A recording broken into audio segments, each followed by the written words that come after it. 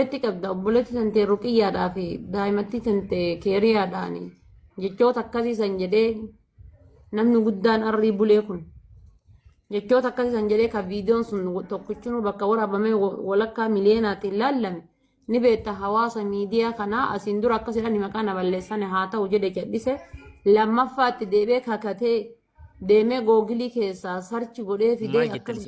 Mee osoo sin ta'e maal jettan? Viidiyoon keenya irraa kun osoo sin ta'e akkam maal jettuudhaan jammara. Mee gurbaan kun torban takka keessatti shamara lama guutuu makiidhaa fi haadha faatee maqaa balleessee tokkoffaa gurbaan kun konfidensiin hin qabu ofitti amanamummaadhaan wanta gidee godhee jedhe bakka godhee edda godhee kee har'a dhufe goltan aarsaa dheebbo maal kun gurbaan maraataan jechi namni namaan hin jenne jettee otoo haadha qabdu otoo obboleettii qabdu intala kanaan jettee kaatee dhufee ammas boo'ee gangalatee wayituun araarsaaniin balleessee jedha. Maal namuma akkamii wajjin hin jira jedhan. Jettee bakka jettee dhiisi deemi. Irra deddeebitee dhuftee kadhachuun ooltuu maaf Kaleessallee taa'ii jedhanii ture. Taa'ii nan arrabsinii. Arraban natti hin kutinii taa'ii. Arraban natti hin kutinii taa'ii osoo jedhu namni kumni shan yeroo san nagala jiru ni dhagaa. Arraban natti hin kutinii narraa taa'ii osoo jedhu arraban na kutee sadarkaa san deemi. Sadarkaa san irra deemi. Ingadduma makii arrabsee waan namni hin jenne jedhee makii dhiifama godhameef kadhattee Hamza Shee Jaabiritti dhaqee wayi waatee dhiifama naa godhi niin balleesse aaruun na godhe gizee hunda aarii uummata akkasii godhaati jazba nama. Sanuu immoo amma dhufee viidiyoo kanatti erge ijoolluma keenya Nasiraa Gursuun fa'aadha murtii guutuu fa'aadha hin deddeemaadha nama hedduu namatti erga nama hedduu bira jira ana qofa miti jedhe. Amma saa kana keessatti silaa viidiyoon haadha baatee gad dhiifame akka funyaan kan qabamee hidhaatti darbamtuuf hin beektu seera akka duraanii miti.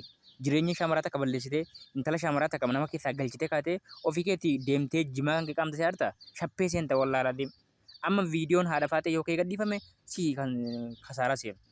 Namni amma si salphisuu barbaade viidiyoo haadha faatee gadhiisaa atachumaan shappee seenta jechuudha.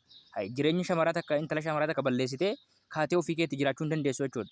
Namni viidiyoo nama gadhiise yeroo amma kanatti Itoophiyaatti hidhamaa jira jechuudha qabamuu jira namni.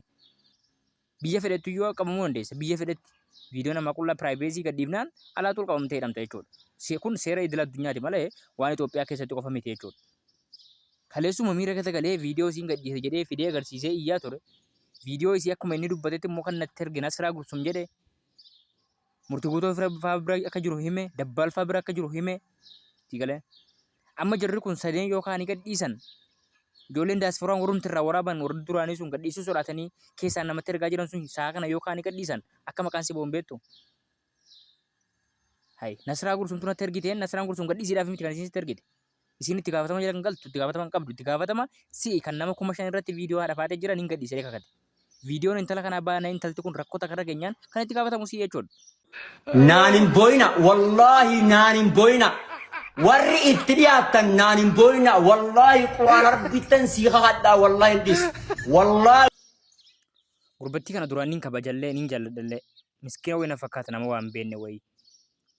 Amma garuu haalli itti miidiyaa kanarratti deemaa jiru haala duriyyeen namni amantaa Islaamaa takka namni Islaamaa hordofu takka namni amantii Islaamaa hordofu namni amantii kana barsiisu dhiisi duriyyeen isiin barandaa galtu yoo akka kanatti baalagattee akka kanatti afaan cabdee bara boo haasaa dhiisee haadha kee maarree godhii malee haasaa nagaa dhiisee bara haadha kan kee akkas godhii malee waa biraa dhiisee jira bara ilma maarree haasaa inni jedhe sana irra deebi'ee jechuun naan danda'amu gonkumaa arrabni kiyyaallee hin jedhu maaliif fokkuudha kun cabiinsa kun salphina kun agartee barsiisaan amantii tokko akkas salphachuun akkas birbira'uun akkas maraachuun yeroo barbaade amantii gadhiisuu yeroo barbaade haadha namaa arrabsuu yeroo barbaade intala torbee tokko keessatti intala shaamaraa lama maqaa balleessee waan kanaan sigalee torbee tokko keessatti intala shaamaraa lama maqaa balleessee jechuudha.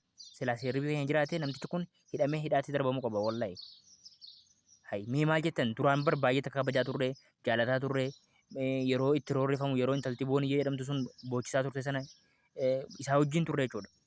Booniyyeen amala isaa kana agartee badoomina isaa kana agartee gadigalummaa isaa kana agartee sagaagalummaa isaa kana agartee jibbite intalli. Maaliif akkas jibbite nama sheekaati? Shamarree hedduun akka jedhaa ture bara intalti kun carraa gaarii argattee nama dhiira sheekaa argattee carraa bareedaa kan argattee of dabarsite jedhamaa jiru. Garuu isiidhaa waliin namni baree hin jiru. Gaafa duraa namni beeku hin jiru isa miidiyaa kanarratti nama nagaa ta'e beekna malee keessa isaa hin beeknu. Keessa isaa isa dhugaa isa booniyyeen argitee jibbite miidiyaa irratti agarsiise jechuudha booda. Agartee waan booniyyeen dhiiftee dhibbaan dhibbatti isinii galee jira jechuudha. Intalti waa hedduu irratti agartee jechuudha. Keessa isaa bartee jechuudha. Sirriitti qorattee ilaaltee jechuudha. Akka inni nama hin taane, akka inni gadi galuu namaa ta'e agarteeti sin barbaadu jettee ifaan gaggeessite jechuudha. Maaliifi gurbaan haala amma qabu kanaan silaa booniyyee fuudhees qaata salphatee nu salphisee addunyaa salphisee intalas gabaa namaa keessaa galchee jechuudha.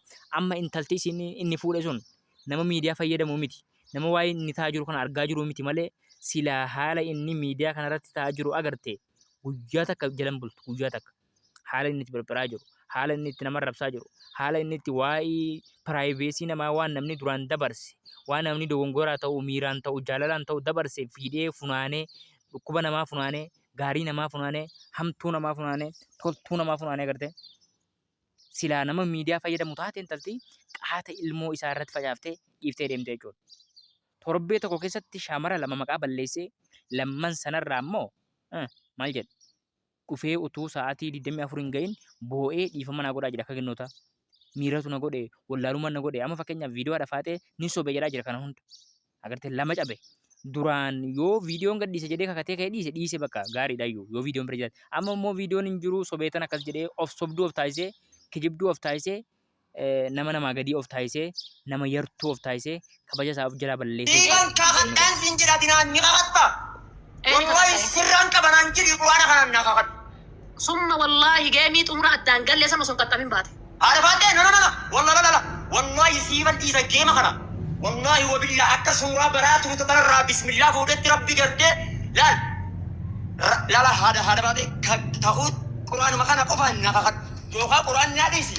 Maqaa rabbii kanaan naa kakadhu wallahi. Rabbii fuudhee akkasitti namni kun amma fakkeenyaaf quraana guddaa juusii 30 fuudhee rarraasee quraana kanaan naa kakadhu jedhee quraana daddarbee miira keessa galee yaaki. Bar kun quraana shinti beetii keessaa yaa rabbi kiyya nu rakkabe malee. Hay namni amantii waa'ee amantii beeku takka akkamitti rabbiin kitaaba amantiiti fakkeenyaaf quraana wanti kun quraana kabajaadha sababa isaatiin lafee meeqa cabe dhiigni meeqa dhangalee akkasitti rarraasee kabajaa dhabsiisee quraana kanaan naa kakadhu jedhe innoo nama sheekaatti eenyutu quraana kakachuun ni ta'a jedhe. Maal gurbaan marataan bakka geemii taphatanutti bakka itti wal arrabsanutti bakka haati namaa arrabsamtutti bakka kanatti quraana fidee akkasitti jazbaan namaa maal gurbaan aboo gurbaa maraataa kana yaa rabbi nurraa qabu. Wallahi rabbi nurraa qabu gurbaa maraataa kana yaa rabbi nurraa qabu yookaan nurraa hidhi yaa rabbi hin dandeessaati. Amantiin nurkatti balleesse nama nurkatti balleesse dhaloota nurkatti balleesse hawaasa nurkatti balleesse aboo gurbaan kun gahee bakka nurraa haga lubbooyi gahaa barumsi isaas. Hay duraan barsiisaa amantiiti hin dogongore jennee takka lamarraa sadiirra waggaa 3 guutuu miidiyaa kana nu rabbashe yaa rabbi akkuma itti miidiyaa fayyadamnu dhabne. Hay gisee inni quraana akkasitti rarraasu warroonni amantii biraa hordofan maal nu jedhamne rabbi biraati. Hay kabajaa amantii dhabuun maal akka jechuun